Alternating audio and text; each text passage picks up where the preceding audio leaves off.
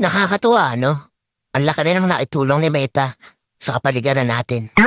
Lalo na tuwing umaga, wala ka na halos makita ang mga chismosa na nakatumpok dyan sa labas ng bahay niyo. Halos bihira na nga rin silang tumumpok dyan eh. Paano kasi? Mas gugustuhin pa nila na mag-isip ng content para sa reels nila maghapon. Oo, ayaw na nila makipagchismisan o makitumpok dyan sa labas ng bahay niyo. Actually, yung atensyon nila imbis na makipagchismisan, napunta na lang talaga sa pagre-reels. At ito pa ha, imagine ninyo. Kung dati, bumibili lang ng mga lutong ulam yung mga yan, na yun, sila na mismo ang nagluluto ng mga ulam.